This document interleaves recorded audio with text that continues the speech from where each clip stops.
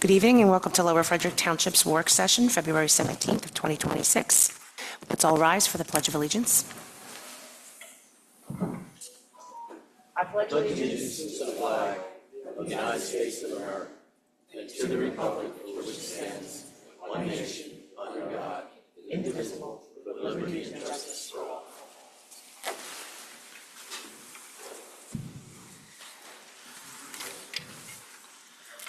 Okay, we're going to move on to roll call. All of the members of the board are present, along with our township manager, solicitor, our chief of police, our township engineer. Township meetings are recorded for the purpose of preparing the minutes, and the recording is destroyed after the minutes are approved. The meeting will be posted online on the township YouTube channel. The link can be found on the Board of Supervisors page on the township website. It is requested that all persons wishing to speak before the board shall state their name, address, and the subject matter upon which they wish to speak for the record. In the interest of facilitating the business of the board, all persons addressing the board shall be limited to 3 minutes unless such time is extended for the chair.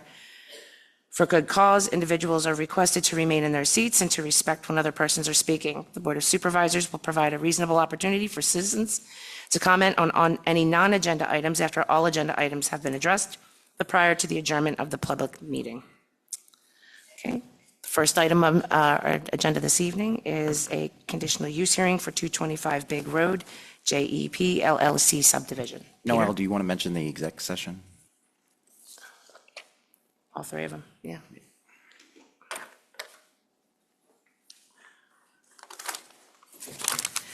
My apologies. We had an executive session on January 19th at Grimbine and Thatcher. The board had another executive session on February 13th here at the Township Building, and again yesterday on the 16th, and all of the matters discussed were personnel. First item on our agenda this evening is the conditional use hearing for 225 Big Road, JEP LL subdivision. Peter?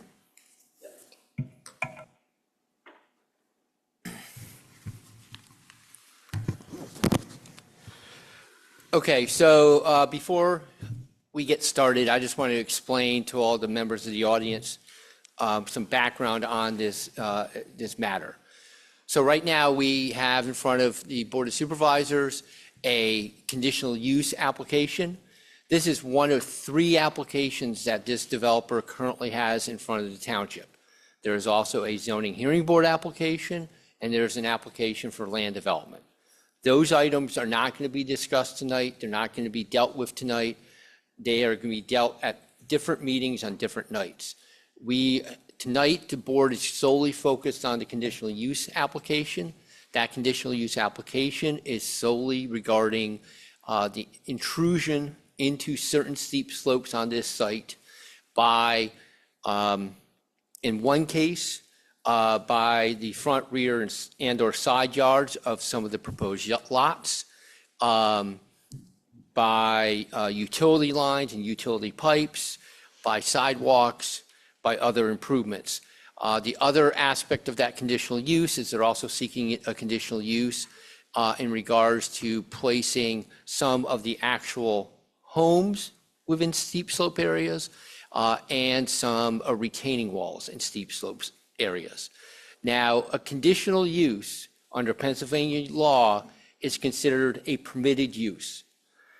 What that means is if the applicant shows that they comply with all the applicable requirements in our zoning ordinance, this board doesn't have the discretion to deny this application. They are obligated under the law to grant it. So what the applicant is going to be doing here tonight is trying to show that they meet all these obligations, all these requirements, and therefore, make the board obligated to grant this conditional use. This is a hearing.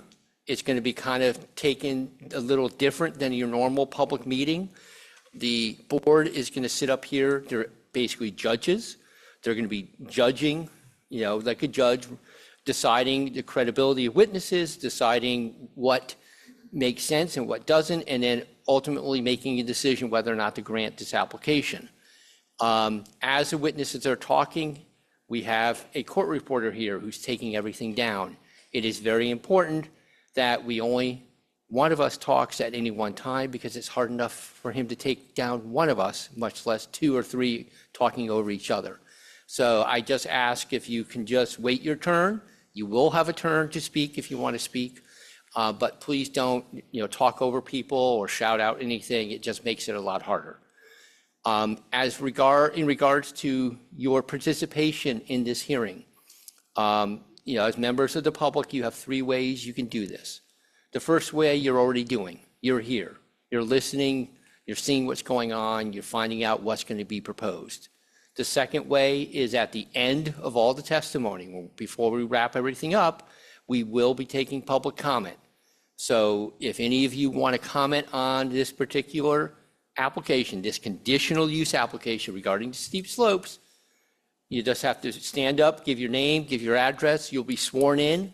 The reason why we swear you in is that means your testimony matters. If anything that's said unsworn under the law, we can't take into account. So we'll swear you in so that way we can take in your comments in making the decision, and then you can give whatever comment you want. As was mentioned at the beginning of the meeting tonight, please keep your comments to 3 minutes or less, and please keep them focused on the issue at hand, which is the steep slopes. The last way you can participate is if you want to become a party in this matter. If you become a party, and only certain people can become parties, if you do become a party, what that enables you to do is to fully participate in the matter. You can ask questions, cross-examine the applicant's witnesses. You can put on your own witnesses. You can put on your own testimony. It also, if you don't like the decision of the board, it enables you to appeal the decision to the court in Norristown. In order to become a party, you have to show that you're going to be more affected by this application than just some random person from the township. Generally, simply what that means is if you live within, let's say, about 1,000 feet of the borders of this development or proposed development, you're going to be assumed to be more affected than someone else. If you live further than 1,000 feet away, then it's going to maybe take a little more explanation on your part why you should be allowed to become a party. With all that being said, does anyone wish to become a party to this matter? Raise your hand. Sir, if you could stand up. My name is Robert Hahn. I live at 19 Simmons Road. I recognize you, Mr. Hahn. How are you doing, sir? Great. I believe you were made a party to the prior conditional use? That's correct. That being said, unless the board or the applicant has an issue with it, we'll make you a party again. Does the applicant have an issue? I just have a few questions. Okay, go ahead. Can you say your address here? 19 Simmons Road. And how far away from? Right next to the borders. And are you the legal title owner? I am. Okay. Does the board wish to make Mr. Hahn a party in this particular matter? I'm fine. No. Looks like everyone's fine. Yeah. You are? Yeah. Mr. Hahn, can you spell the name for the court reporter? It's Robin, R-O-B-I-N, H-A-H-N.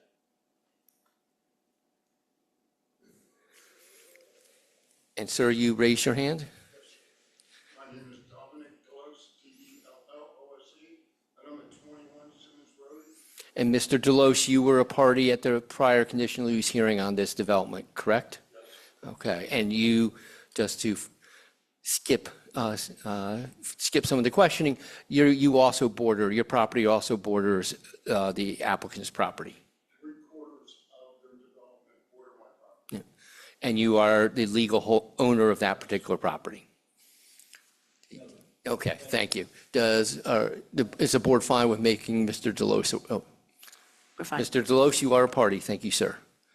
Does anyone else wish to become a party?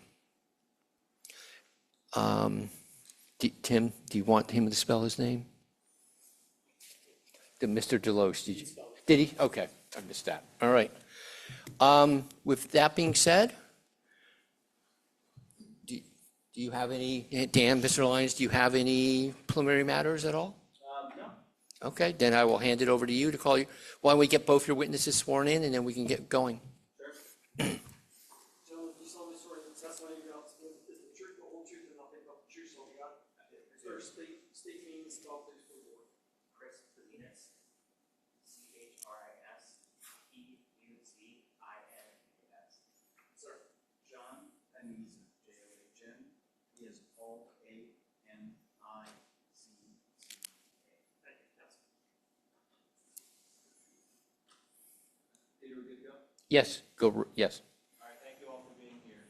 My name is Dan Lyons, I'm the attorney at Fox Rothschild, here on behalf of the applicant, JTP LLC. I'm going to give you a little preview, a little summary of the application here, and we'll get into the testimony. I also have exhibits that I'm going to hand out after the intro for Mr. Lyons, actually, before you get going, I realized I have board exhibits I'd like to have put in the record before you get started. So why don't we do that, and then I'll hand it back off to you.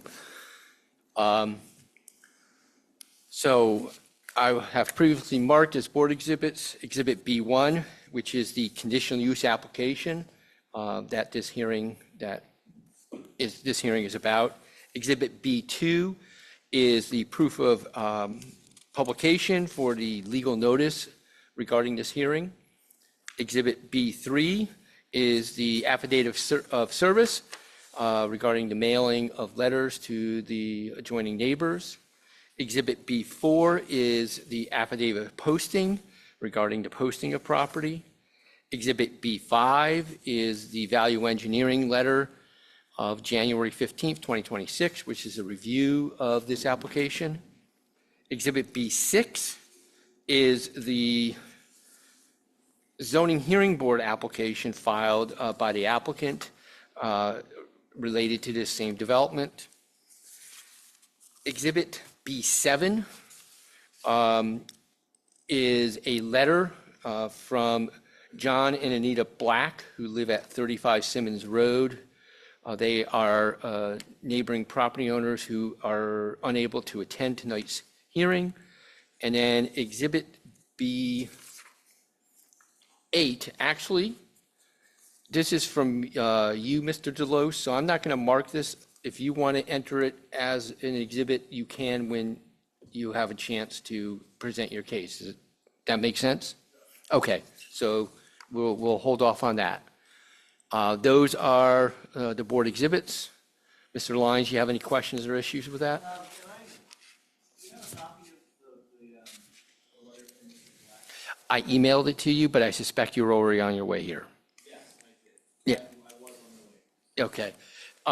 If you, do you want a printed copy now? I think my question might be able to be resolved without seeing the physical copy. But Okay. I think that's dated It's 22. dated September 3rd, 2022, because the Blacks originally mailed this to the township in regards to the prior conditional use hearing that was held back in February of 2023. It's not, that was before this application. Yes. Yeah. They then resent it to us today saying, hey, I'm sorry, we can't be there, but here's our prior letter. We have the same issues with this application. I guess I just want to note that it was before this application. Yes, okay. Understood. Thank you. So again, my name is Dan Lyons here on behalf of the applicant. I'm also here with Chris Salinas from Fuller Engineering, John Paniza from the applicant. I'm just going to give a little preview of the application before we get into the testimony. The property is located at 225 Big Road in Lower Frederick.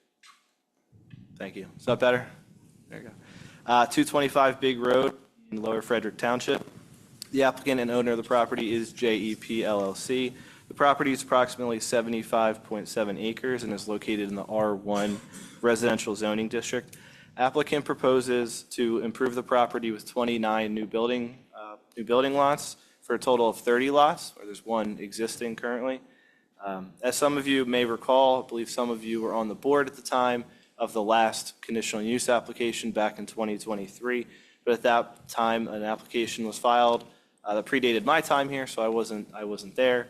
But it was for a neighborhood lotting conditional use, if you recall, which was granted at that time by the board. Board of Supervisors. And shortly thereafter, there was an appeal of certain conditions, and then there was a settlement entered into between the applicant and the Board of Supervisors. The settlement included a settlement stipulation that was filed in December of 2023 that attached a settlement plan. And you'll see that tonight as part of the exhibits. That settlement plan back in 2023 was entered with the settlement stipulation, with the understanding and the language of the settlement stipulation itself was that the project would be substantially in conformance with that settlement plan. You will see that it is. It is how it was then, how it is now. It's virtually identical. Also wanted to point out that that plan, the settlement plan, did identify the same areas of steep slopes that are at issue here. At that time, applicant didn't request relief for that steep slope at that time, as the plan was not fully engineered yet, but that's why we're here tonight, now requesting that relief from that steep slope, from those steep slopes on that plan. But I just wanted to make you all aware that it was identified, those steep slope areas were identified in the 2023 settlement plan that's filed with the Montgomery County, the Montgomery County Court of Common Pleas.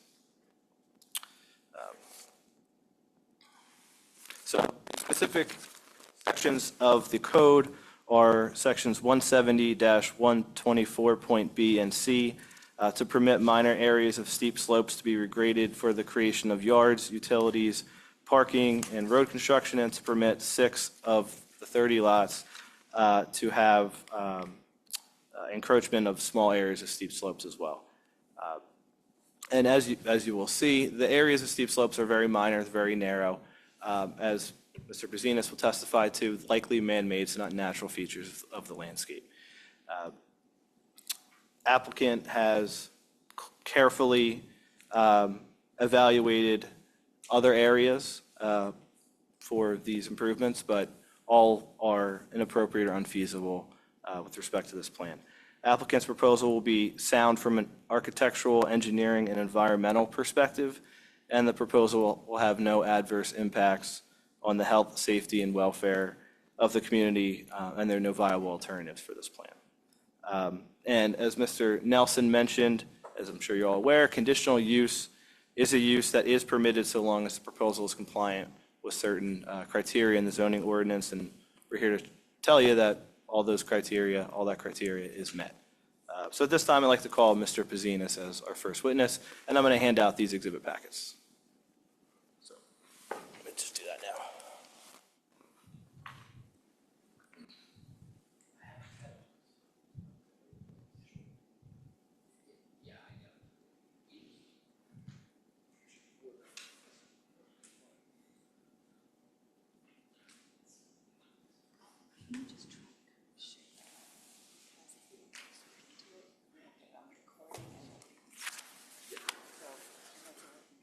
We'll get a little close.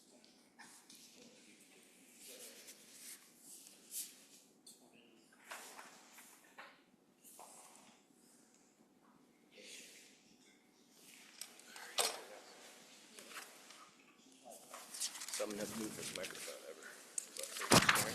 Yeah, we'll share it. We'll get a little close here, Chris. Sorry. All right, Chris, can you please state your name, professional background, and professional qualifications for the board? Yes, my name's Christopher Pizinas. I work for Bowler Engineering as a senior project manager. I'm a licensed professional engineer in the state of Pennsylvania. I got my license in 2015 and graduated from Drexel University in 2010 and 2011. I've testified in front of numerous boards in Bucks and Montgomery County on conditional use matters and zoning matters. Okay. And have you previously been admitted as an expert? Yes, Okay. Is the document that's been pre-marked as Exhibit A1, is that a CV or a resume of your professional qualifications? yes, it is. I request that the board accept Mr. Brzezinski as an expert in the field of civil engineering and site design. Does the board have any questions in regards to his experience or qualifications as an engineer towards Mr. Brzezinski? Is that Correct. I do not. Mr. Hahn, do you have any questions regarding his expertise or his training? What kind of engineer? You, sir? I'm a civil engineer. Mr. Delos, any questions regarding training, expertise, education? Thank you. And you're, Mr. Brzezina, I might have missed this, you said you're licensed in Pennsylvania, Correct. and you're being put forth as an expert in civil engineering? Correct. My recommendation would be to accept him as an expert in civil engineering. Is the board okay with that? Yes. You're so accepted, thank I'd you. just sir. like to add site design as well. Okay, yes, that's fine. Are you familiar with the property and the surrounding property? Yes. Utilizing the exhibit that's been marked as A2, can you please describe the area and the neighborhood surrounding the subject property? Yes. So the subject property is located on Big Road and borders along Simmons Road. The winery is to the north of the property. There's also some commercial development on the other side of Simmons. Perkiomen Middle School is to the south, and further northwest on Big Road, there's other similar single-family residential developments. And how far would you say those other developments are? Approximately a quarter mile. And does the applicant propose similar lot sizes and similar layout? Yes, it is. And are you familiar with the plan that's been marked as Exhibit A3? Oh, sorry. Yes, I am. And was this prepared by your firm? Yes, these plans were prepared as part of the preliminary final land development plan submission. Okay, and you personally was involved in this? Yes. And utilizing this exhibit, can you give the board a summary of the existing improvements and the conditions of the subject property? Yes.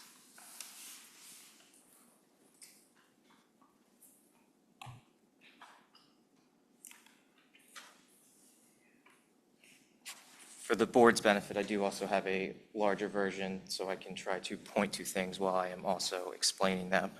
So looking at the first page, which is the overall natural features plan, and the plan's oriented that north is up.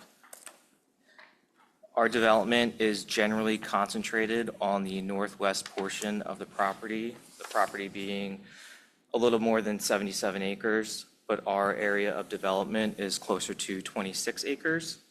And that's, again, generally located in the northwest. You can see there's a water feature in about the middle of the property that bifurcates it and goes down to the Sicko Creek. And then further northwest, there's another water feature just before Simmons Road.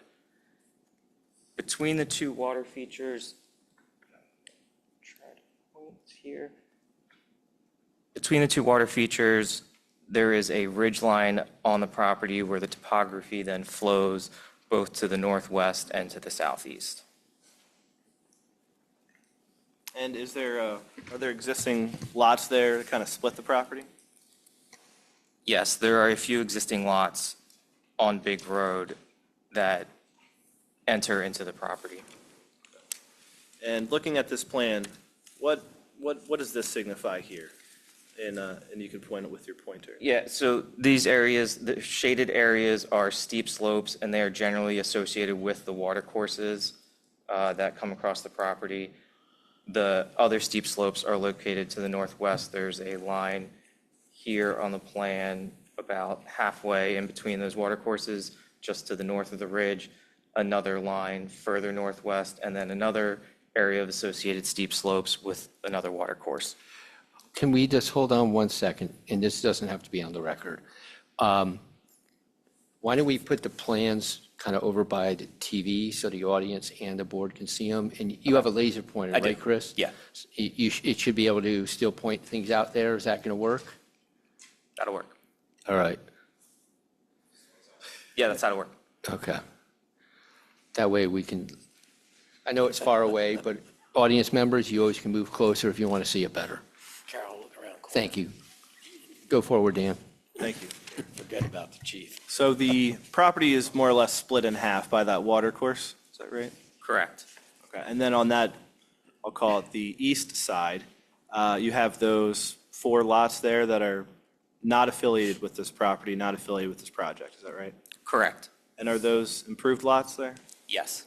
There's existing single-family houses on them. So when you went to design this site, could you speak to which side would be more apt and appropriate for development? So as part of the site design process, we were generally locked in by the settlement agreement plan, which proposed the development on northwest portion of the site. There were other plans that I'm aware of, not prepared by us, that did contemplate other layouts of development, and we also did some due diligence investigations into development connections on this portion of the site. What we found is that concentrating the development and having the connection go through from Simmons to Big Road made the most sense, given the topography of the site and getting access for things like utilities. And the, I'll say, significant steep slopes on that north portion of the property, kind of going around, and the existing lots as well, is that right? Yes, and those portions of steep slopes that are in the northeast corner, east side of the lot are generally associated with the creek, and they're mainly contained within the wooded areas. Majority of the non-steep slope areas are farmed today and disturbed, including the area on the east side of the site, in the middle of the site where the development's proposed, and then to the northwest prior to Simmons Road and the water course that's there. And are you familiar with the Lower Frederick Township zoning ordinance as it relates to this property and project? Yes. And in association with this proposal, applicant requires conditional use approval from sections 170-124B and C to permit disturbance of minor areas of steep slope. Is that correct? Correct. All right. And utilizing this plan or any of the other sheets in this Exhibit A3, can you please describe to the board where those areas of steep slope are in the disturbance? Yes. So 2 of the areas are associated with crossings of roadways, and I'll pull up the proposed plan after this. But the steep slopes are associated with, again, the both water courses that cross the site. And then on the northwest portion, there's 2 lines of steep slopes generally associated with the farming activities. And if we actually go back for a second to Exhibit A2, and you see where the property is, the red pins there, there's 2 tree lines that run generally north-south, I'll call it. And those areas are associated with these 2 strips of minor steep slopes. And you can see from the aerial that the area all around them is disturbed from the farming. I will bring up the proposed plan.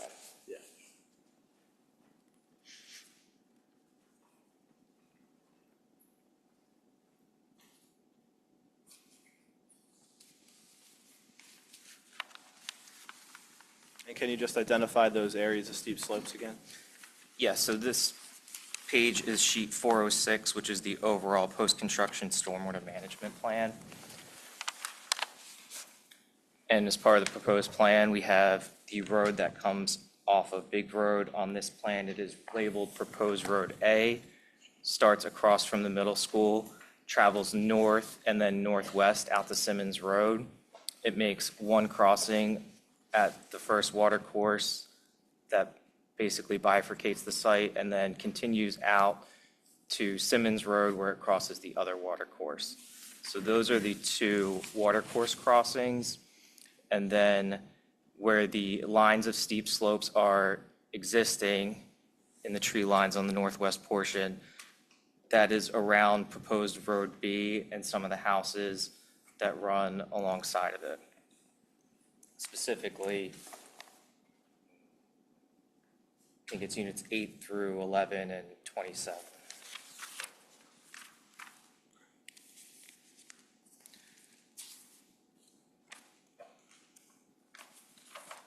Anything else? Stick with that for now. Good? All right. And were you able to form an opinion as to whether those steep slopes are natural or man-made? Yeah, so again, if you look at the aerial image, that's Exhibit A2, you can see that the area around that's very disturbed for the two lines of steep slopes that go within the site. It's clearly been farmed over time. The survey doesn't show any large old-growth trees, so we would believe that at some point, all of this area was probably disturbed, and then farming over time changed it. There's also drainage swales that have some minor steep slopes associated with them that actually run a little bit more east-west that were clearly man-made and created to drain some of these fields. And are you aware that the property and project was subject to a conditional use application in 2023? Yes, And that was for neighborhood lotting, it's called? correct. Okay, and that was approved by the Board of Supervisors at that time? Yes, And are you aware that there was an appeal afterwards of certain conditions and then a settlement stipulation entered in the Court of Common Pleas along with a settlement plan? yes, I am aware. And can you turn over to Exhibit A4 and tell us whether that's the settlement plan or not? Yes, that is the plan that is attached to the settlement agreement. Okay, and can you point out to the board where these areas of steep slopes are identified on this settlement plan? Yes, so this plan uses a similar hatching. I don't have a larger blow-up, but this plan orientation is also the same. You can see that the cul-de-sac's located in generally the same direction, going north-south here, and the lots around it have those dark shaded areas indicative of steep slopes. But at that time, there was no relief requested for those areas of steep slopes, is that right? Correct. And is that because the plan at that point was not fully engineered as it is today? Yes, that's a part of it. Also, just based on having new survey work done, there was some speculation that these areas may or may not be steep slopes. Okay, but effectively, this is the same layout and design, is that right? Yes, there's been some minor changes as part of addressing the conditions of the approval, but in general, this substantially conforms with the plan attached to the settlement agreement. And we'll go into the specific requirements and the specific sections of the zoning ordinance now. So Section 170-124B relief is requested from there because the plan proposes to regrade for the creation of yards, utilities, parking, and road construction. Is that right? Yes. Are those areas that you just identified there on the plan over your prior testimony? Yes. And were alternative placements on non-steep slope areas carefully evaluated, but those areas ended up being either inappropriate or unfeasible? Yes, and as part of some of what I described as the minor changes to the plan based on the conditional use requirements, we are constrained by an existing AT&T easement that also runs through the site. So trying to move a lot of the lots associated with the cul-de-sac became problematic, and we felt that it was better to keep it where it was. And you testified earlier that between the two sides where the property is divided essentially in half, the side that has been selected for development is the more appropriate side from an engineering perspective. Is that correct? Yes. And the other section is 170-124C to permit just 6 of the 30 lots to encroach on small areas of steep slope. Is that correct? Yes, that's correct. And can you point out those 6 lots? I think you did earlier, but why don't you point them out again, just so the board is aware.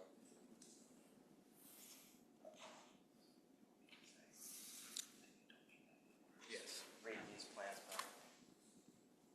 So it's the lots that are on the south side of the cul-de-sac, being lots 7, 8, 9, 10, 11, And then I believe one on the north side of proposed Road A also has steep slopes going through it. Okay, and again, that's just 6 of the 30, is that right? By those same areas, small areas of steep slope that you testified to were man-made, is that right? Correct. And the application also included 4 retaining walls that were proposed, but those are no longer proposed, is that correct? So we had comments received as part of the land development application regarding the height of the retaining walls for the 2 crossings for the water courses. And we are going to be proposing that they are removed and that there is no retaining walls associated with the crossings of the water courses. Okay, so there's going to be no retaining walls in the areas of steep slope anymore? Correct, yes. Okay. And does that change anything about this application here tonight? No, because the conditional use is partially for the crossings themselves. And a couple more questions with respect to those 6 lots. Were there any other viable alternatives? And that might be what you testified to previously, but. Correct, that's what I'd said. They're generally associated with the cul-de-sac, which runs on the south side of Road A and goes down towards Big Road. Because of the constraints with the existing AT&T easement and some other grading, trying to factor in for stormwater, it really made sense to have these lots located at this position. And will the proposal be sound from an architectural, engineering, and environmental perspective? Yes. And in your opinion, will the proposal have any adverse impacts on the health, safety, or welfare of the community? No, it will not. And you testified previously that, is that because this is the best location for development on this property? Yes. And if it were to be located on the other side, it would be encroaching or potentially an issue with the existing lots and also the much more significant areas of steep slopes. Is that correct? Correct. And would you say that this is the best and most viable location for this proposal? Yes.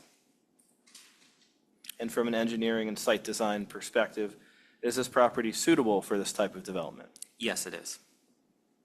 And is this proposal consistent with nearby uses? Yes.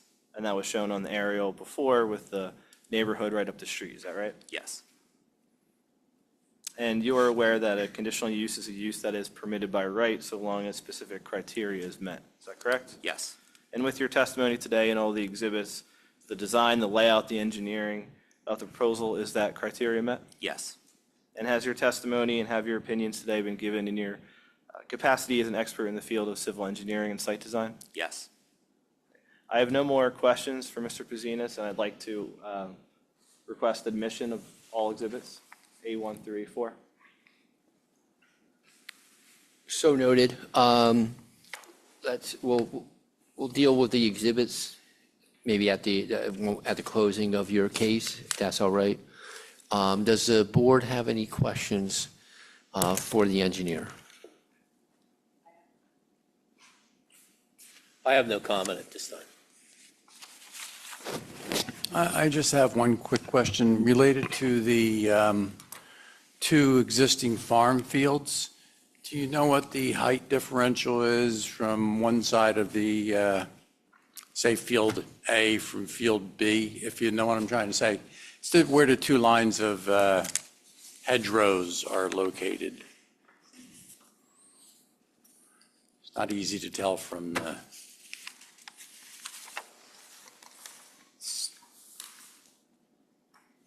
The first divide, so moving towards the northwest, the first divide, there's approximately 4 feet of grade change, and it goes down as you move northwest. And then with the next set of slopes, which are more intermittent, it's approximately 2 to 4 feet of slope change. Okay, thank you very much. Any other questions from the board? Mr. Hahn, do you have any questions for this witness? Mr. Delos, do you have any questions for this witness? Okay. Well, let's have them. I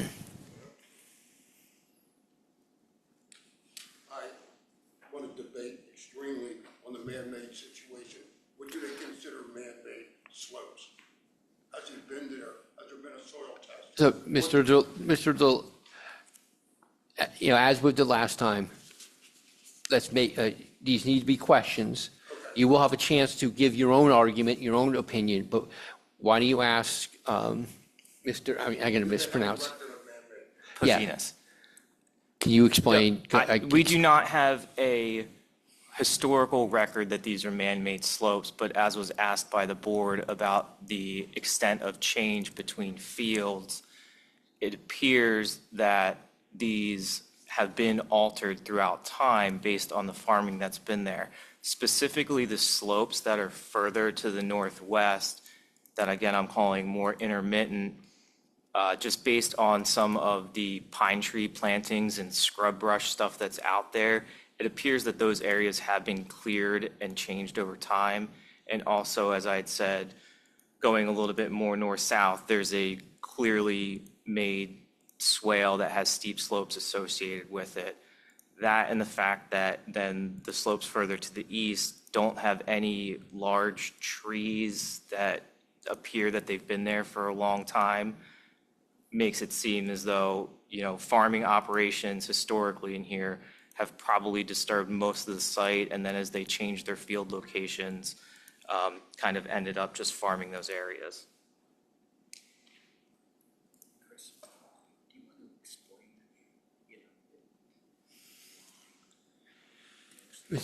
You can follow up with another question, sir. Yes. How do you consider farming, which is 24 inches, man-made to a slope that's like 40 feet deep, made of all shale? And I want to know how you can consider that man-made when you have that kind of serious shale slope done by farming. I don't consider that. I'd like to get more proof on the man-made situation on that slope. Mr. Delos, can you maybe specify what slopes you're talking about? Because I'm wondering, I'm thinking you guys are talking past each other. Simmons Road where the one water crossing is. So the slopes that parallel Simmons Road. Okay.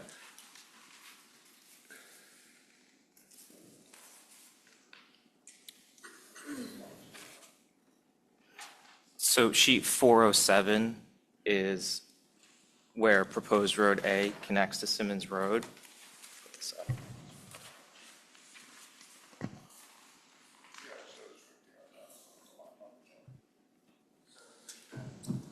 Yeah, 7 through 10. I'd like to get a more clear. I think he's in the middle of answering your last question, so let him answer and then you can follow up. The steep slopes associated with the crossing are steep slopes that would have been created from the water course over time. Those are not the steep slopes that I am saying have a likelihood of being man-made. On this same sheet, you can see in the middle of the page going east-west, an area of gray shaded steep slopes associated with a drainage swale within the farm field. And then going north-south on the plan on each side of the cul-de-sac, those are the two areas that you can see on the aerial image where it's been farmed on both sides of that. And there's some shrubbery on, I'll call it the more northern side. And then there are some trees, but again, these areas are very narrow and likely caused just by farming and flattening out these fields and having tiers in between the fields, which is common for farming operations. Now you can follow up. Next question, sir. I would like a more definite definition on man-made. I don't know what else to say. And you can present that argument later on when you present your case. we recognize that this is his opinion. He's explained himself, and the board, I think, can understand that, and then you can give your opinion later on, sir. But right now, do you have any further questions for this particular witness? Okay, thank you very much. Does the board have any questions? I have a few, but I just want to make sure you guys are good. Okay. I'm going to call you Chris because I'm going to mess up the name. That's okay. And I'm sorry about that. You can It call is me okay. Peter. So Chris, I'm a little confused. So there's basically two separate conditional uses you're asking for. There's one you're asking for about like the stormwater basins under subsection B. It's, you're dealing with the front side and rear yards, the sanitary or storm sewers, the detention basins, the roads, access driveways, parking facilities. That's one conditional use under B, correct? Correct. And then you're requesting a second conditional use under C1, which basically states structures, buildings, retaining walls are not allowed anywhere, and then kind of takes that back and says, well, if you can prove that they have no adverse impacts on the health, safety, welfare of the community, and there are no other viable alternatives, and you can demonstrate that, they're permitted as conditional use. That's the second conditional use, correct? Correct. Now, I think you had testimony that you're no longer asking for a conditional use for any retaining walls. Correct. So as far as that second conditional use, C1, you're testifying that that applies to 6 houses, proposed houses on this property, correct? I believe so. Okay. And And I'm not trying to steep slopes that go through the structures. There have been minor changes. Is it 6? Is it 7? There is a few houses that do go through steep slopes as structures. Right. So looking at, the plan I was looking at is a C-402. I think that might be the one you have right next to you. Or maybe, or actually, it's the one, I think it's the one on the easel. 407? Okay, I'm looking at 402. I can look at 407. Hold on, let's see if I can get to that. Okay. I think yeah. either 407 or 410. Okay, I'm looking at 407, which is the Okay. one on the easel. So, my confusion is, I think if I understood your direct testimony, you were testifying that second conditional use applied to lots, I think, 7, 8, 9, and 10. But looking at that, the steep slopes, the houses are not on the steep slopes there, so that kind of confuses me. Sorry, correct. Okay. For the second conditional use, it applies to the houses that are on the northwest side of the cul-de-sac. You can see the steep slopes here going through the structures. And then on the east side of the cul-de-sac, towards the north, lots 12 and 28, corners of those buildings also go through the existing steep slopes. Okay, so you're looking at lots 1, 2, 3, 4, and 5 for that? Yes. Okay, good. That's my Sorry, my yeah, confusion. I misspoke. Yes, because it is two things. So on the other side, the east side, that's where the steep slopes exist in the yard, which is requirement from B for that conditional use. All right. The front side, rear yards. Excellent. That's all my questions. I Do you- have one follow-up. Yes. Those steep slope areas that you just described, Mr. Nelson, those are going to be graded out, is that right? Yeah, so as part of the overall development, and I had spoke to this earlier, that there's a ridge line on the plan. The whole area of development is going to get mass graded. We're proposing some fairly substantial cuts. So in the proposed condition, these steep slopes are no longer there. as they exist today or close to the elevation in which they exist today. And those are the steep slopes that are being traversed by the residential lots? Correct. The steep slopes that are being traversed by the proposed road over the stream parallel to Simmons Road, you're not grading those out, are you? We will be grading those out. We tried to limit the extent of disturbance with the retaining walls, but based on the feedback from the township, we believe it's going to be more appropriate to grade those out. So there will be disturbance associated with the road crossings for installation of a culvert and then subsequent grading to get back down to appropriate elevations. And that grading won't be the entire length of stream on your property, it's just where the road crossing is? Correct. It will only be associated with the road crossing. And as part of that, we'll need to obtain proper permits from DEP and approvals for any water's disturbance. And the other stream crossing to the east, same thing, you're grading them out to put the culvert in? Correct, same thing.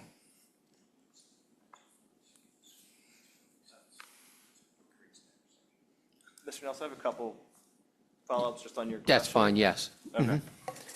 The entrance there, can you describe, is there any other way to get into the site without going over the steep slopes that are along that roadway? No, the stream runs parallel to Simmons Road and has steep slopes associated with it for the entire length of the property. And in association with the 2023 conditional use and settlement plan, this area was more or less required of the board at that time to be in that location. Is that your understanding? Correct. Okay. And as far as the other entrance, which you can't see on this exhibit C407, but that's directly across the street from existing.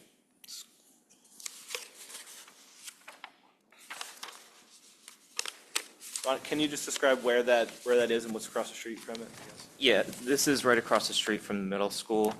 This is sheet C409. And we have our entrance aligned with theirs, and then the roadway travels to the north, and then across another waters course, which you can see goes all the way out, big road, and then flows towards the north, all the way to the creek. So again, with choosing this location to create a four-way intersection, which is most appropriate to get onto the site, you must cross the water course at some point, and there's steep slopes associated with it the entire way. Thank you. Does the board have any follow-up on this redirect testimony by the witness? I do not. Sorry, I do have a question. With respect, you mentioned that you're planning to do grading of the site. There's no expectation that you'll need to bring additional material to the site, is there? No, So basically, the grading, you will be using just the material that's on site. correct. Okay, thank you. Okay, seeing no further questions from the board, Mr. Hahn, do you have any follow-up questions? Mr. Delos, questions regarding this last little exchange? The issue comes up now, I'd like to know how we're gonna, discuss stormwater management. With their own little grading, that is quite a help. So the stormwater management, the actual design and how it's going to handle, that's a land development issue, and it's going to be discussed during the land development review. There is, one of the requests here, I do believe they are proposing some basins in steep slopes, and so that's part of their conditional use. But the actual design and the functioning of the stormwater, that's really not something we're examining here at this point in time. I understand how you can give approval to a situation where it might be just a wash anyway, that the stormwater management doesn't go down properly. That's what I don't understand. You're putting a cart before the horse there. Without a stormwater and a geological technical survey, just doesn't make sense. That's what I'm saying. Understood. Do you have a question for this witness in that regard? Yeah,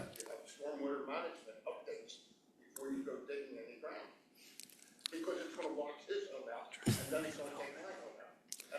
That's a big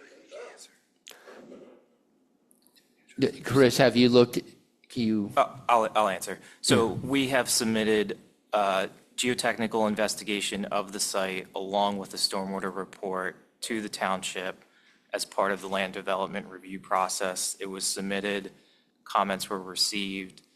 We then resubmitted and got another review letter back from the township. And we will comply with those comments along with outside agency approvals needed, which would be mainly NPDS permit approval from Montgomery County Conservation District, as they too will also review the stormwater design to show that there's no adverse impact. and in regards to the stormwater, regardless of what happens here, you're going to have to comply with all those requirements. Correct. And you're testifying today that the applicant is going to comply with those requirements. Correct. Mr. Delos, any follow-up, sir? Well, that, And just recognize, sir, like I said, this is one of 3 applications, and the stormwater is going to be dealt with in depth as part of the land development review and vote. And so you need to show up to those meetings and raise those questions then, and I think you'll get better answers at that point in time. Mr. Lyons, are you done with this witness? Yes. Okay. Do you have any other further witnesses? No, I'm good. You're good. Okay. Good. John's looking at you like that. No, I think the testimony of John's would be kind of repetitive, so. Excellent. We're not going to complain. Mr. Hahn, do you want to put on any testimony yourself? Do you have any witnesses, any documents? Okay. Mr. Delos? Yep, go right ahead, sir.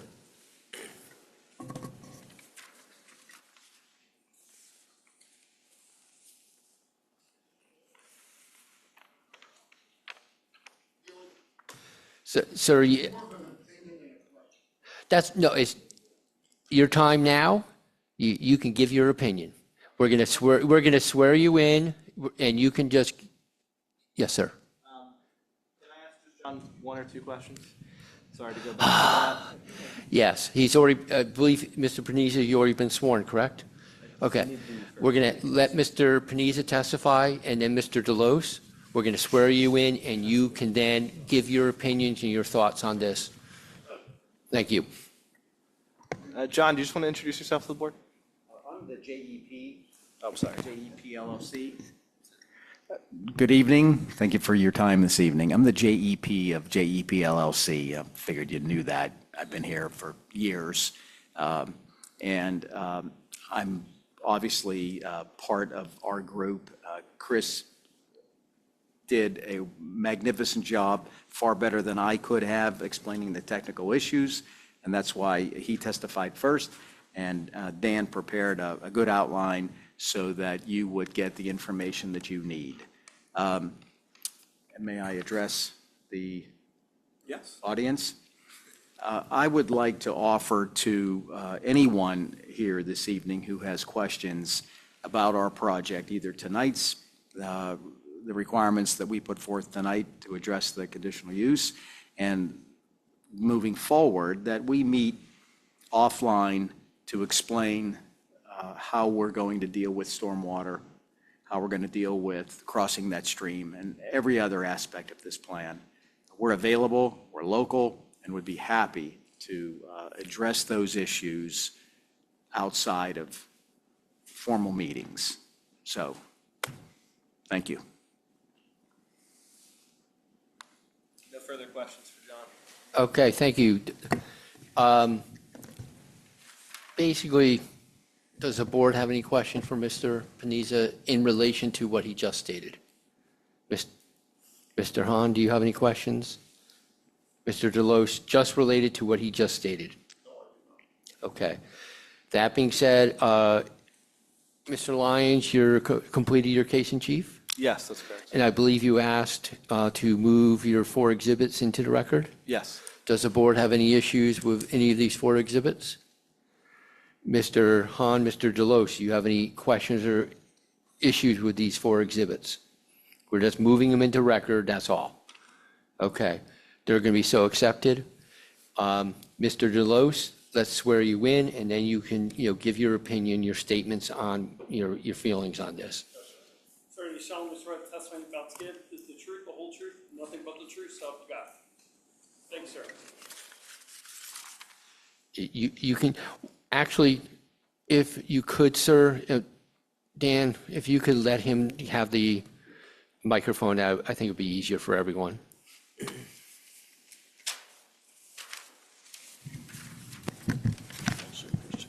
Thank you.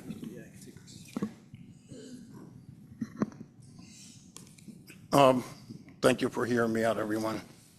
You know what, I want to sit down. Yeah. Thank you, everyone, for hearing me out. I have my own management team looking into this, and I'm going to have my own geological surveys done. Evidently, it's getting a little too far now, but it's like with the steep slope, geotechnical risk. Disturbance of these areas increases erosion and stability risk. A site-specified geothermal report defined factors of safety and recorded long-term maintenance obligations should be completed and reviewed before any approval.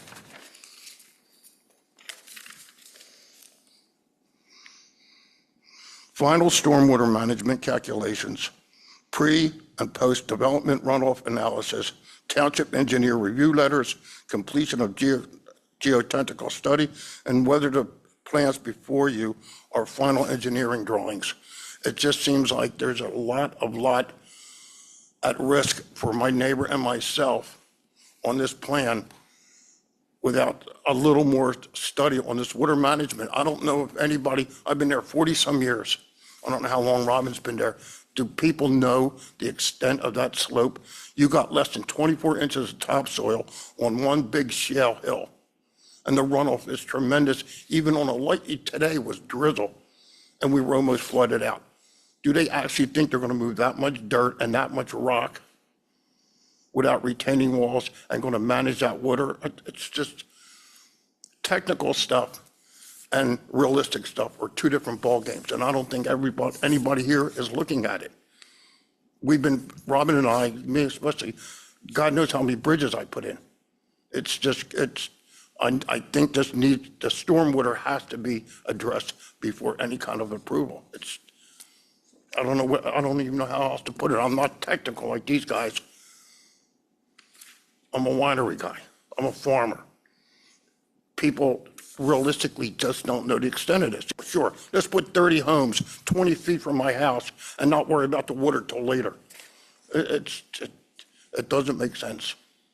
And I just would wish people would look at this a little deeper before we get too far into this. Thank you. Mr. Delos, hold on 2 seconds.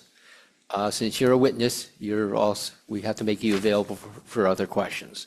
Mr. Lyons, do you have any questions for his witness? I do not. Mr. Hahn, do you have any questions? Does the board have any questions for Mr. Delos? I do not.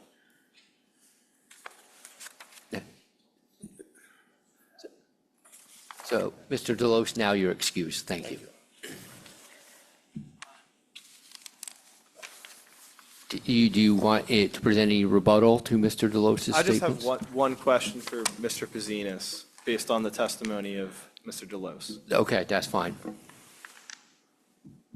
And Chris, this might be repetitive, but Mr. Delos just testified to stormwater concerns, and that no approvals should be granted until stormwater is addressed. Did you hear that testimony? I did. Okay.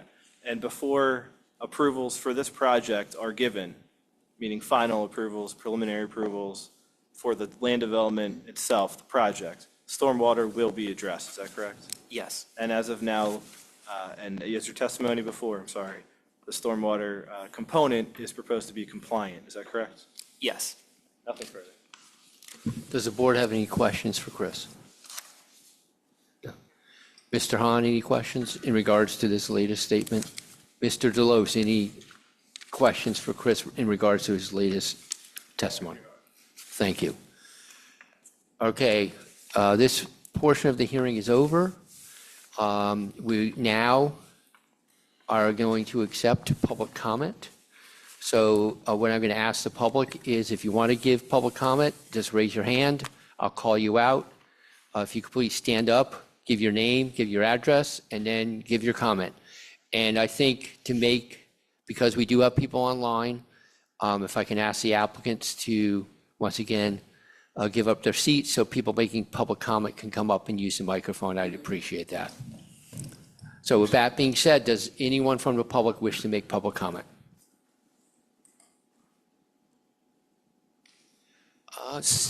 Seeing none, we will close public comment. Oh, okay. We have one. Thank you, sir. Why not? No one else is talking. Yep. Hello, my name is Matthew Delos. I am part owner of 21 Simmons Road, but I do live in Limerick, so I can't talk too much here. So a couple questions I have. Did you have any other options to move them lots to the other side? Mr. Delos? Yeah. Yeah, this is. I know, it's just, I'm It's just for you to- spitballing right there. Yeah. It's, okay, yeah. We're making Tim's life a hell. So instead of asking questions, why don't you just make statements about how you think about of this? Yeah, Or I if think- you think they've missed something, just put it in a I statement think instead of a he- question. I think he can move some stuff around personally. I think coming off of Big Road, looking at the drawing that he has now, when you cross over that waterway over to the right-hand side, I think he can move stuff over there instead of dealing with this steep slope. When you look at the steep slope on some of these foundations, yes, they'll have walkout basements, but it's so steep back there that he's going for a steep slope variance. And how is he fixing it? He just wants the variance for it, but there's different ways that you can move them properties to the other side. There's a lot of land up there that he's not using in the middle, that you can definitely move some stuff around over there. I would just say, I would request different options to see what else you can do, or you have to eliminate them. That's just what I'm looking at. There's plenty of land up there that you can move some stuff around. I think you guys need to look at it a little bit better to see a little bit more options, or eliminate them lots. And, yes, they want 29 lots to make their numbers, but I don't see it working over there. And back to, I lived there my whole entire life. It's been farmed. It's been farmed with corn. It's been farmed with soybean. You ain't moving more than 3 inches of soil up there. That's 100% natural soil. I would request a soil sample if you want to have the argument of saying that it's man-made, and get a soil sample. Soil samples, they can find out within a couple minutes to know if that ground's been moved. So you can't have that argument saying it's that it's been man-made, because it's not, 100%. Just because there's no shrubbery there, that's not an argument. It's farmed, it's not man-made. But I think I would just ask for more options to see if there's any other possible way to move in on lots around the corner or closer over to Big Road, right near the waterway, but like right over that little bridge. But I think there's definitely some room for improvement on that drawing, but that's just my expertise. But that's it. Thank you very much, Mr. Delos. Appreciate it. Does anyone else wish to provide public comment? Dom Delos. Sir, the document you mailed the township earlier today, you want to have this made an exhibit to, and I believe this was what you were reading from on your testimony? This is more or less what cheat sheets are. Okay, Storm management. It's not, like you said, we're here for storm and steep slope. yep, So only one cheat sheet for that. okay, Fill out a couple hundred pages on everything else. okay, We'll deal with that later. okay. Mr. Lyons, do you have any issue with this being made an exhibit? Yes.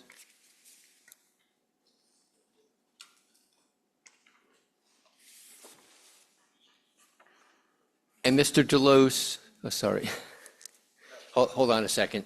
Tim needs to plug in. Yeah, why don't you wait? Let the court reporter. Yeah, you got tons of plugs there, so.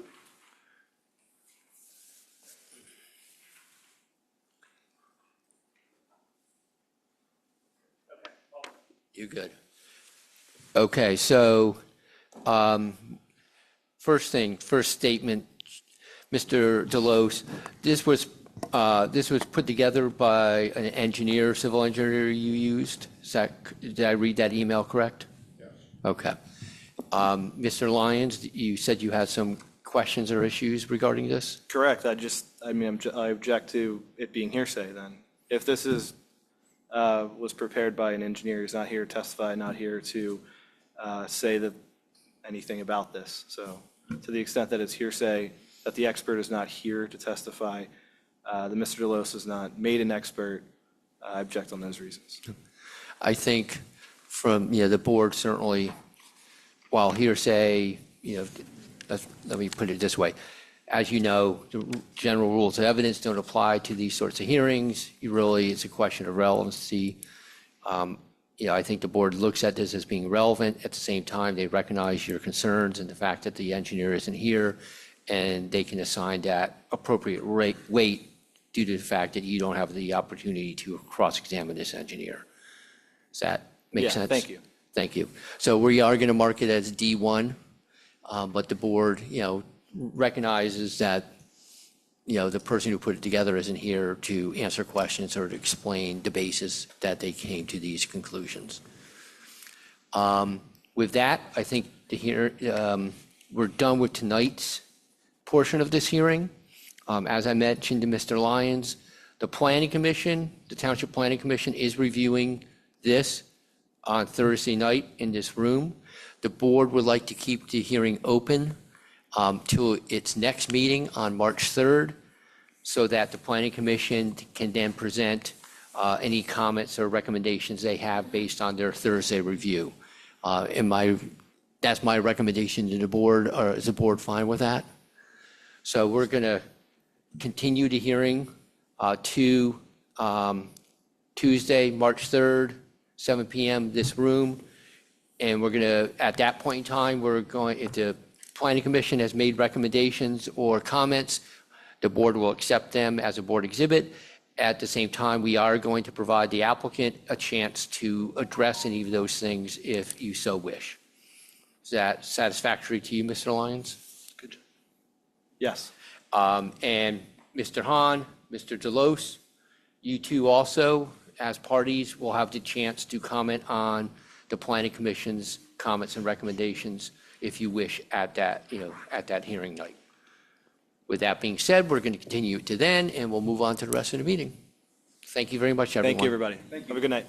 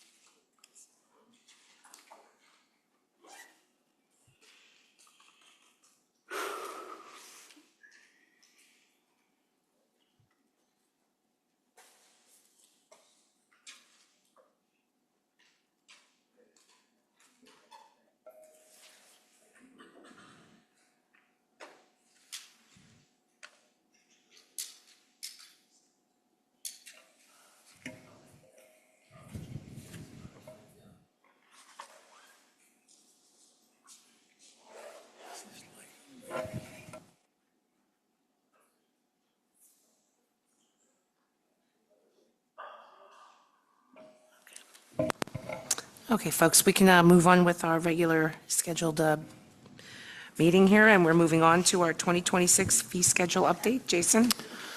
Okay, so the current fee schedule, which is a resolution that's in front of you, was adopted last February 4th, 2025. To help keep it more current, as that took us several years actually to get that update done. It was discussed adopting it yearly.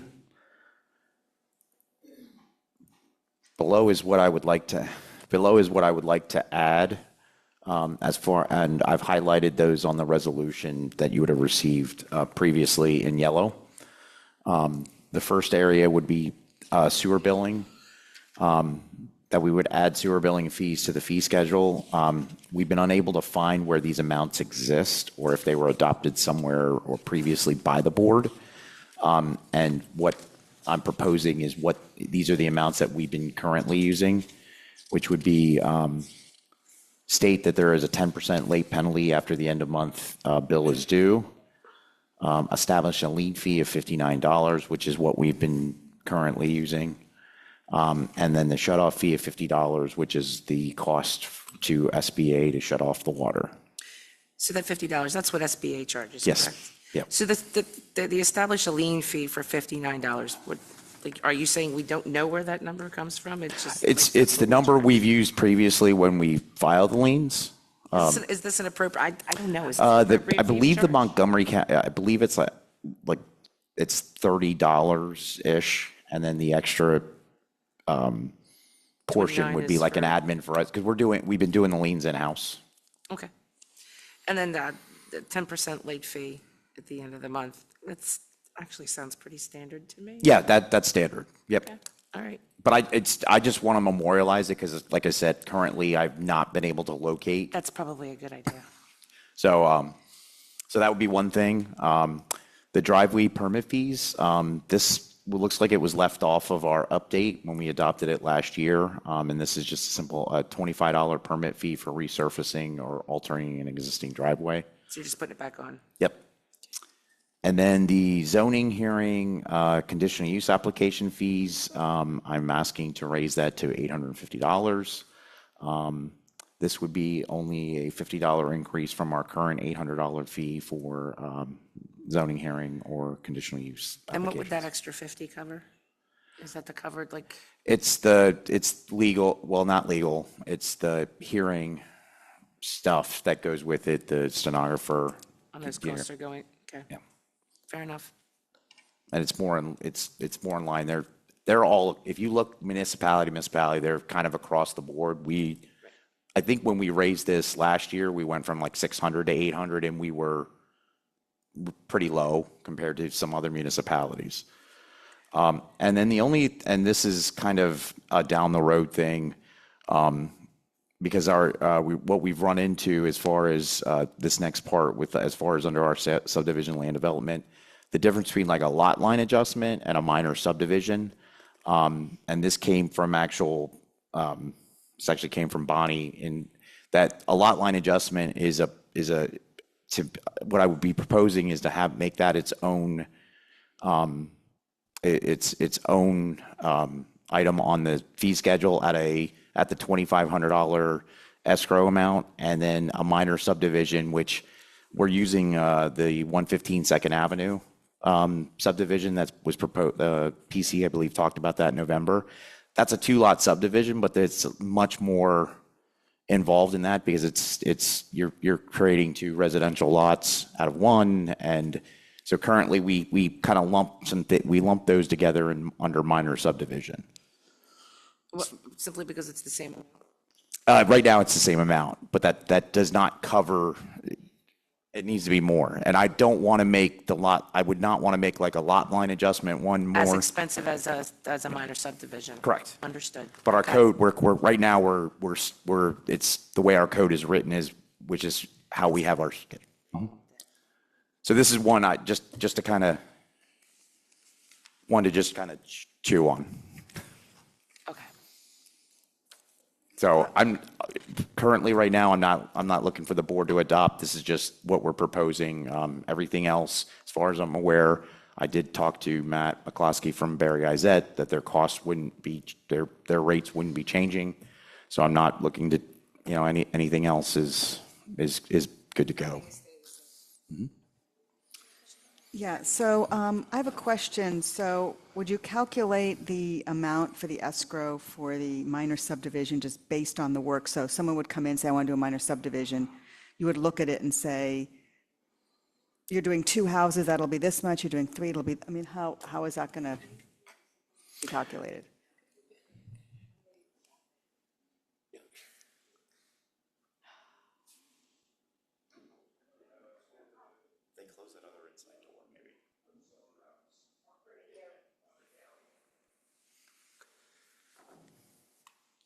So, Marla, Yeah. in regards to your question, there are some fee schedules where the amount of the fee and/or escrow is adjusted, is based on the number of homes being proposed in a residential subdivision. So you could do it that way, or you can just do a flat amount of escrow. I mean, the thing about the escrow, the fee, once the fee's paid, that, doesn't matter. The township keeps the fee. It's supposed to cover our costs in processing the application. The escrow is more to cover the costs of Carol and me, and so, or the sewer engineer. So if someone comes in and provides that escrow, we hold it. If we don't use it all, we return it to them. So it's a little less important to adjust the escrow so carefully because, if they do something really well and Carol and I don't have to spend a lot of time on it, they'll get that money back. I think what Jason's concern is here is the escrow is so low, is no matter how good a project is, the township's burning through it like within a month, and we're immediately going back to them saying, hey, you got to contribute more money. So it just makes more sense to get it more money up front. Understood. And sorry, sorry, I had a second question about the driveway permit fees. So is that the only fee? So if I want to resurface my driveway, it's only going to cost me $25, or that's in addition to, there needs to be an inspection as well, right? It does not include, it's just 25. I'm just asking that because when I had my driveway, part of my driveway resurfaced, like 100 feet of it, I paid $90 for the permit. Pardon? No, it would have been, would have been like 8 years ago. Who was that?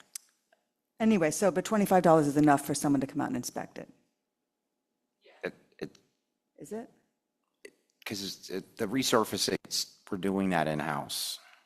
Okay. It's the roadmaster who's doing the inspection. Okay, gotcha. Okay, thank you. Oh, so this doesn't fall under the purview of our code enforcement? Yeah, this is not cutting a new driveway or creating a new driveway. This is simply resurfacing. It's something we have in our code that we, I know not every place has something like this.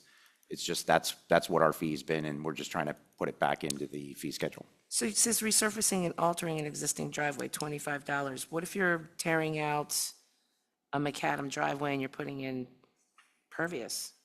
Would that apply as well, or does that go to a different level? That changes, that turns it into a zoning permit when you start talking about the So that's pervious. beyond just altering, I would take it. It's replacement? Well, at that point, you're Yeah, okay. changing what's been there. All right, I don't want to beat it to death, I get it, okay. Can I ask a follow-up? I'm sorry. So are we going to then see this at our next meeting to then vote on making these updates, or do you want us to do it today? No, What are I'm we not doing? looking, if the board, and No, we're just chatting about it. I'm looking for direction, and if the board, if we have the direction and there's agreement on it, then the resolution will be at the March 3rd meeting. Okay, yeah, I'm going to circle back to the zoning hearing application fee, unless you want to talk about, No, I want to talk about this. that's The zoning application? one of the fees that Oh, we one of the changed. fees on here. Oh, Yeah, we changed that to $850. $850, okay. Yeah, and I know that some of the zoning hearing board meetings sometimes include more than one just Sometimes there's one, sometimes there's two. There's been as many as three considered in a night. Are you talking about it continue, when it's continued? Yeah, and how, yeah, I mean, so it's 850 even though we're using the same, paying the same judge for longer? I mean, I'm just trying to So- figure out how that works so out. the- And the stenographer as well. I mean, we could I don't know the last time we've had a zoning hearing continued. I could certainly look at that. Generally, you're paying for the advertising and the stenographer. Yeah, yeah. To come 'cause back. There's been two cases handled by the same judge in the same night. When you say judge, you're talking about? Yeah, the solicitor. Solicitor. Yeah, yeah, yeah. Yeah, so actually, in that case, we're benefiting because they're already here. Okay, So that, I mean, in that sense, so when we can do, and we have had multiple, like we advertise together, you know. okay. What I can say is we're not saving because you can't cover your legal costs under that cost. That's kind of the cost of doing business, so.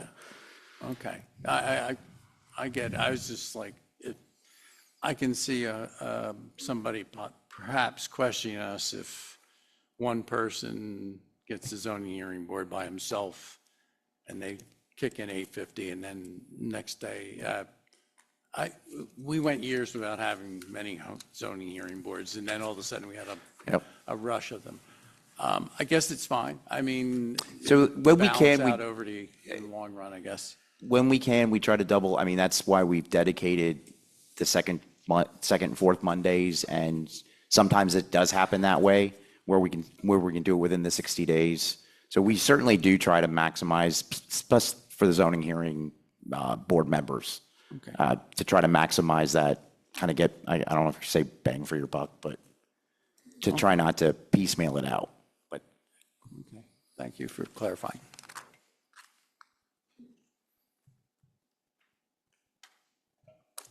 Does anybody else have any questions or comments on anything? So do you want some specific guidance or? I mean, the one question about, the question for Peter about replenishing our escrow accounts, isn't that a thing already? Like, aren't we supposed to, like, once we get within a certain percentage, we need to Yes. replenish it? Yes, it's already all set up. Yeah. But it is an administrative, it'd be easier that, that our administration doesn't have to chase after someone to replenish. Okay. And you have, every once in a while, you have the person who kind of drags your feet and that, puts us in it. It's just easier to get the money up front than start chasing after people. And plus, the way our agreement works, the larger the upfront, deposit is, then the larger the replenishment has to be. So would be chasing that after them even less. So yeah, it's more of just saving administrative time. Most people, most developers are very good about it. But, at times we do have ones where, for whatever reason, they refuse or they balk or they just drag their feet. And, then it causes, issues and it wastes time. So, and I think based on what I've seen in other townships, I think the escrow levels here are a little low. So what is the suggestion to fix this? Did I miss that part? Was I not paying attention? Like, okay, I just want to make sure. The suggestion to fix it Yes. is just to increase the amount of the escrow, right? So I don't think this change is shown in what's been sent to you. This is So I'm like, something- maybe I'm looking for an example. Yes. No, I didn't show the change because our code says. Okay, like I get the premise and I know it's already out there. I'm just looking at like, give me an example and how we're gonna fix that. Yeah. Okay. Yes. That I can provide, like I said, this is something that we could do at the next adoption. I just want to put it on your guys' radar that this is something we've kind of run into. Okay. As far as not, once All right. again, kind of splitting out lot line adjustments and then what we would consider a minor subdivision or something different. Okay. That's all. Do you currently have like an estimate as to what you think it I should would be? probably, for a minor subdivision, I'd probably think either $4,000 or $5,000. It covers that Right. initial because that's usually where the big cost is in the initial engineer review. Once again, if we've got to get other engineers or sometimes the back and forth. But I think something like 4,000 and then keep the 2,500 for a lot line. Because I did go back to the one we had 2 years ago. Right. And that would have pretty much covered that lot line adjustment. And who follows these escrow accounts as it stands now? I mean, I know we have just one big lump sum on the treasurer's reports. for escrows. They're all individual accounts. Okay, Yep. who tracks them to make sure that they're at levels they should be at? That would be part of, excuse me, part of the treasurer function. Okay. Just one more. So how often are these escrow accounts having to be replenished? That we're getting to this conclusion that we may need to put?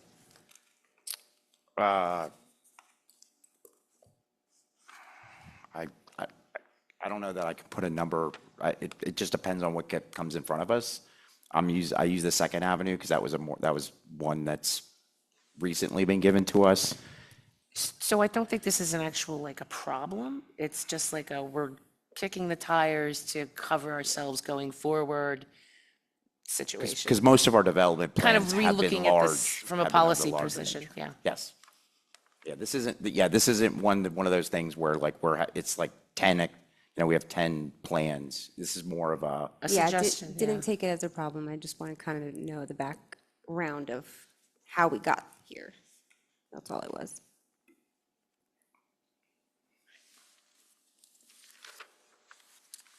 Okay, does anybody have any other questions? Marla? No? Okay. All right, well, we have enough to move on? Okay. if you guys are.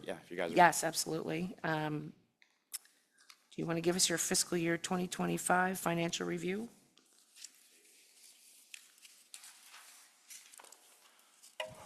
Usually get through this fairly quickly.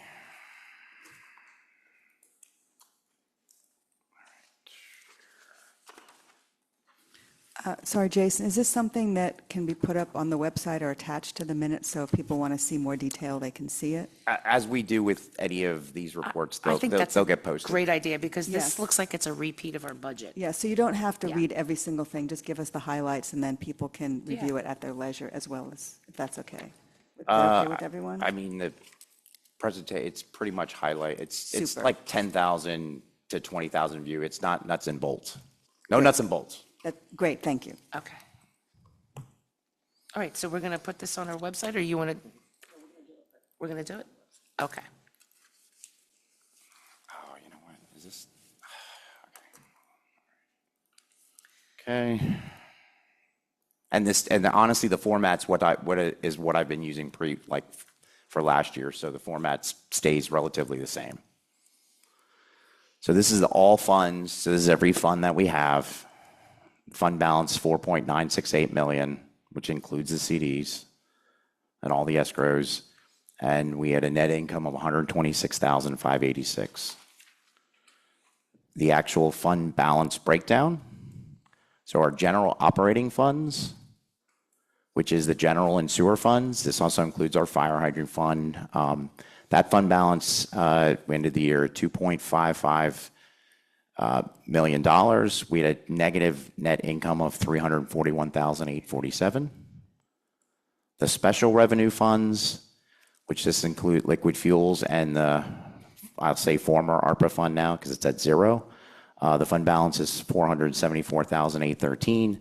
That income was a negative 153,329, and that was 141,000 of that was us spending the ARPA money. Sorry, so when you say negative income, you mean deficit? Deficit. Thank you. Our capital project funds, this would be considered open space, sewer capital, and the capital reserve. That fund balance, we ended at $1.422 million. That net income was $621,762. As the board's aware, the open space is funded through an EIT tax. The sewer capital and capital reserves are done through tap and fees or transfers from the sewer and general fund to pay for current and or future capital purchases. And then the fiduciary funds, this would be the general fund developer and sewer fund resident slash on-site sewer escrows. That fund balance is $515,219.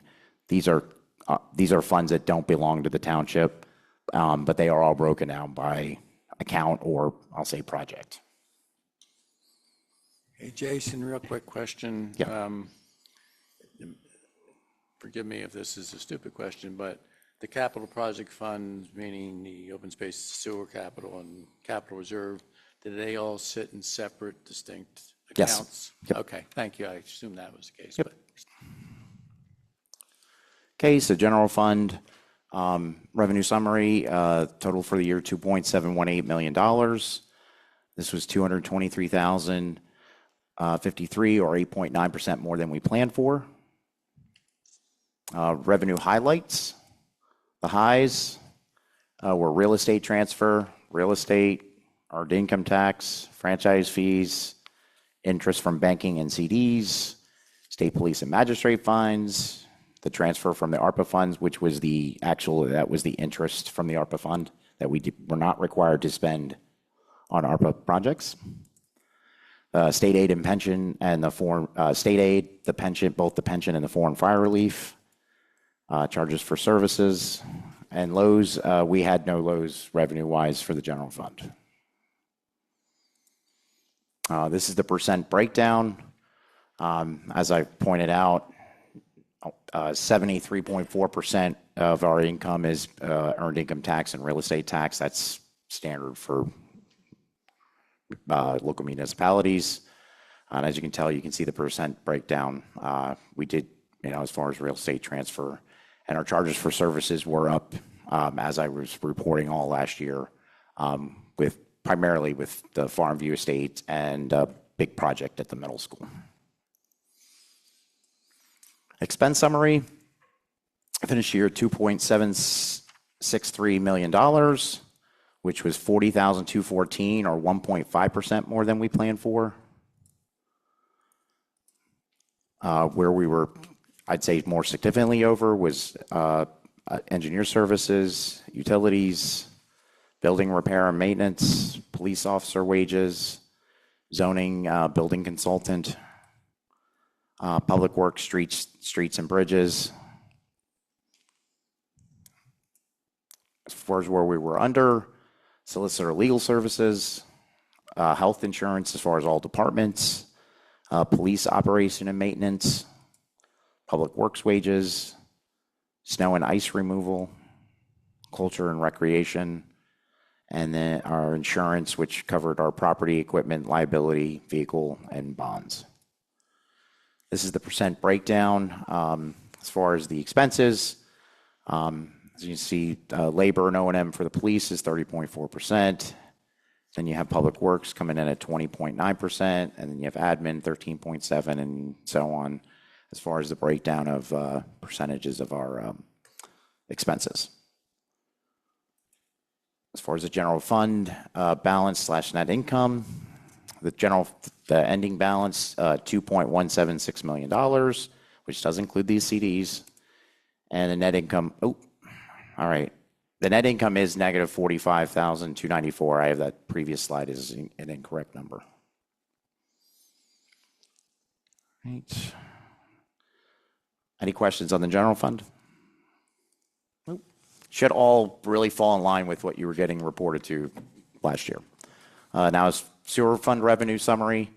Total $1.131 million. 109,476 or 8.8% less than we planned for. The highs was FEMA PEMA reimbursement, interest from banking and CDs. That's a bad, I apologize. That sewer connection tap and fee, that's a low. We did come below in our sewer rental, sewer use charge, and the tap and fees, I apologize. That was not a high, that was a low. And that was primarily because Melbourne Hill did not start any housing. There was no houses, housing permits or anything started for Melbourne Hill that we had planned for. Revenue breakdown, the sewer fund's pretty easy. We get primarily the bulk of our monies from the sewer rental, sewer use charge. For last year would have been 90.4%. Expense summary, end of the year $1.428 million, which was $85,422 or 6.4. I apologize. That's a bad slide. Please disregard. I got to fix it. Speed kills. All right. Expense highlights where we were over: supplies and chemicals, repair and maintenance of the pump stations, the full Riverside extension, trans to the sewer cap from the tap-in fees, utilities, engineering. Where we were under, repair and maintenance for the sewer plant, sewer line and manholes. The sewer line, or the I&I project, we spent a third of that, what we budgeted for. Sludge hauling. This is the expense breakdown. Debt service and O&M sewer are the large percentages. The other sources were the transfer to capital.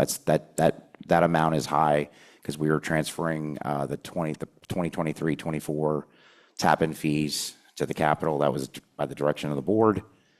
Normally, it's 90% debt service. Usually, it's 90 to 95% debt service and O&M for the sewer, and then with the labors. Sewer fund balance net income $361,836, and that income was a negative $296,553. It's deficit, yes. I've tried to get away from deficit. Not everyone seems to understand that word, so. It means we spent more money than we took in. We're in the red. All right, so as far as projects, capital highlights, admin, we really didn't have any from last year. The township building, the police department renovation was completed at the beginning of last year. The township building generator automatic startup hookup was completed finally. As far as the sewer line I&I plan was started. And the sewer planning was completed for the Zieglerville Road lower pressure sewer line extension, which, as was previously reported, that was one of the LSA grants we applied for this past year. As far as police, public works, and roads projects, police, they received the Ford Interceptor, which that was through a DCD grant that we received. Public works, the Connex container and fence installation. Road, we chip sealed 4.53 miles of road, and several inlets were replaced by the public works around the township. As far as open space and community development, we still have the Barber property Highlands grant, conservation grant out there, our application that's still active. The Lieben property, which was a county ag preservation, was finally completed in 2025 that we contributed to. Community, the Spring Mount Road sidewalk and culvert replacement project was completed. That was primarily through a Montco 2040 grant. And then park and recreation, we did the Foy Park playground equipment repair.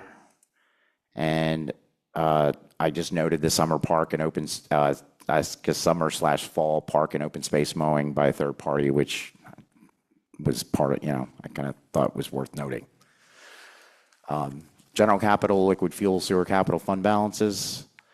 General capital, $498,739 with a net income of $233,000. Liquid fuels, fund balance of $474,813 with a net income of $11,739. And the sewer capital All fund. right, that's negative, right? That's a deficit of $11,739. Took me 3 times, sorry. The sewer capital fund, we ended the year $454,199. Net income of $300,739. As previously reported, most of that was for former previous year tap-in fees. The remaining fund balances, the open space fund, $389,912, which that the minus, that does not include the allocation of 80,100 for the Barber property. The hydrant fund, we ended the year at 17,324. The developer and on-site developer escrows are 460,890 and 54,329. And just as, once again, note, the ARPA fund is at end of the year at 0. As far as the budget 2025 conclusions, I'd say we closed the 2025 in a stable financial position while continuing to provide our essential services and complete community projects. As far as our general fund, which we consider our day-to-day operations, the general fund supports police services, road maintenance, administration, parks, and other core township services. As reported, our revenue exceeded budget by 8.9%. Our expenses were only 1.5% over budget. The year end was with a small operating loss of $45,000, which was significantly better than the original budget loss of $228,000. We had strong earned income tax collections, real estate transfer taxes, building permits, and higher interest that helped offset some of the rising costs. And as noticed previously, public safety remains the township's largest investment, which includes our police services and emergency response as far as our fire and ambulance. As far as the sewer fund, it did experience a more challenging year. The revenue was 8.8% below budget, largely due to the lower tap-in fee revenue. The expenses were 6.4% above budget, driven by higher chemical engineering and utility costs. We did have a deficit of loss of $296,553. This is something we're going to obviously need to continue monitoring as far as the long-term sustainability. As far as the accomplishments, in addition to maintaining our daily services, the township completed the previous projects that I listed.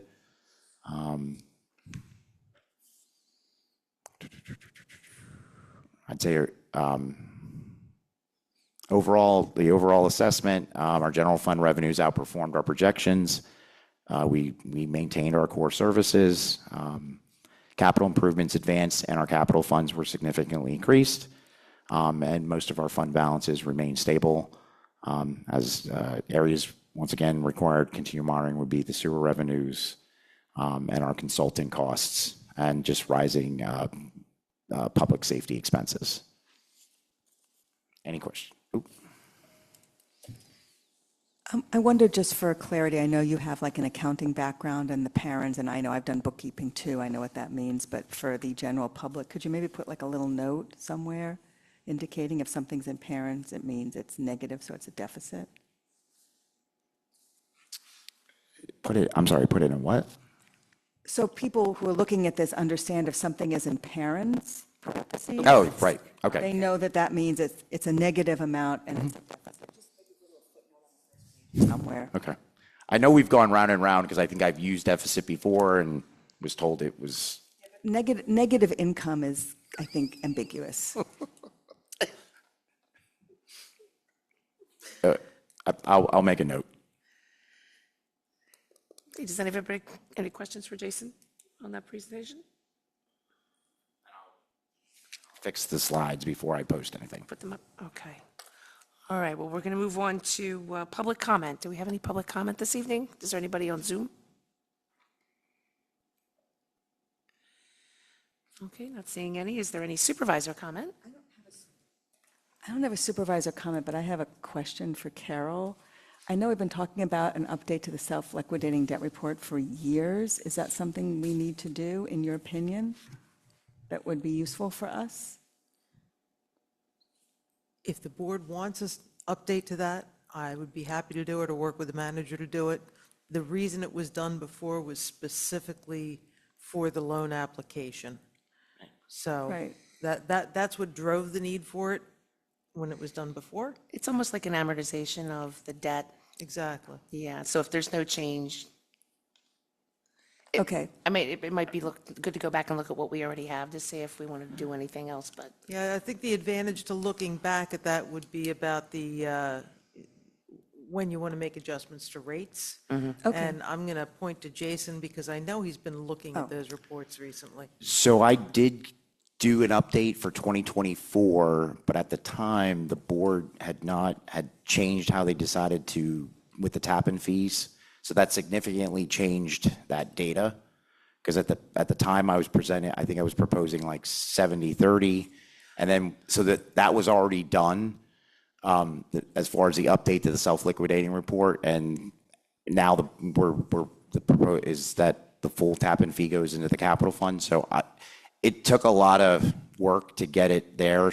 But I did get it updated. And one thing I can note is based on the 2021 self-liquidating report that Carol did, we came out at the end of, I think it was either 2040 or at the end of the loan with the same rate, which we got there differently, but we came with the same rate. Now that, like you said, with the way we changed how we're populating the capital plan. But I was going to do that over the last budget cycle, and I looked at it, and it's a lot of more spreadsheet stuff. But I've got a good start on that. And the reason I'm asking is we had a deficit in the sewer fund, and I think projected years also predict deficits, so it might be worthwhile not to maybe do a huge effort, but just to consider what we need to do to break even, because we are starting to replace equipment. I know we spent some money this year. Okay. This is supervisor comment, correct? Yes, Okay. supervisor comment. I just wanted to perhaps put in everybody's mind, was the board and Jason and to give some consideration as to how non-development single house builds are monitored. Because take for the ones I'm thinking of in particular are the ones on Swank Road and Gerloff. It seems like stretches of time go by where I think we're waiting on them to tell us they've done something, whereas sometimes they do things and then we don't find out until after we go and inspect them. So I'm thinking we put the board, the previous board, not the one that I'm sitting on right now, but special provisions were placed on what was needed for the house on Swank, related to areas that were not to be disturbed and so forth and so on. And that house was built very quickly, seems very quickly to me. And I'm not, in the few times I did drive by, I never recall seeing a line of the non-disturbance fence put around the area that was supposed to be non-disturbed for the secondary potential sewer sand mound location, which was called for. So I just think we need to revisit how we're doing that. Maybe we need to put it on a schedule, even if they haven't completed anything, because there's several home projects that have been going on, one-off home projects, that the thing on Hendricks has been going on now for 2 years, and the one on Gerloff seems that they've made considerable progress, but I don't know how often they've interacted with the township. I mean, so it's just something, I don't know how to do this. I'm asking us to put our collective thinking caps on and come up with an idea. I'd love to speak to some of that. Okay, I'm sorry to ramble on. Because it sounds to me like you're talking more about site work than the interior of the building. Sounds like you're talking about site. So you're familiar with my regular inspector, Jamie. So she's doing drive-bys of these sites. She's not putting it on her timesheet every time she drives by, but she's doing drive-by of these sites to see if there's activity. She's reaching out to these contractors on a regular basis to ask if there's activity, to talk to them about what they're doing out there. So I think we've got a really good program of keeping track of what's happening even on these single builds. And fortunately, you're not getting, you or the owner are not getting nickeled and dimed for every drive-by, but she's making regular routes around the township on those projects so that if something is changing, she's aware of it. I know on 208 Schwenk that there were delineations of those areas for protection. Those would show up in her inspection reports.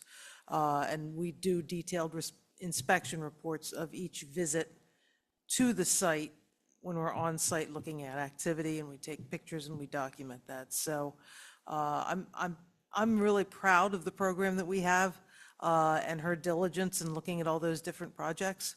And I think if you wanted them, we could certainly share. I send inspection reports to the township every month along with the invoices. They get they get long sheets. I don't know if anybody looks at them besides me, but we do detailed inspection reports of every time that we're on those sites. I think So- you should, what do you call that? I wouldn't list them in your engineer's report, or, not the whole thing, but the fact that it occurred. Because I think at certain levels, it sounds commendable. It sounds like everybody's on top of things, which is awesome. But it doesn't, I think some of the citizens don't feel, some of the residents may feel it's not, because it's not ever mentioned, that it's going without attention. So I'm glad to hear that there's the type of inspection that's going on, and I think it'd be ideal if you do share those reports with us so that we have an idea that they're being routinely checked upon. All right, well, maybe outside of the meeting, we can figure out how that would be done. Yeah. I don't want to keep dragging this out. No. I've been trying to avoid getting into individual homes on the reports, but, maybe we can work out a way to make sure that those inspection reports are accessible to the board if you wanted to see them. Maybe that would be a simple way to do it going forward.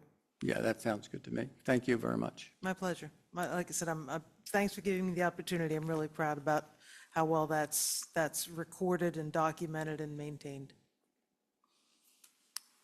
Okay, are there any other supervisor comments? Okay, seeing nothing, this meeting is adjourned.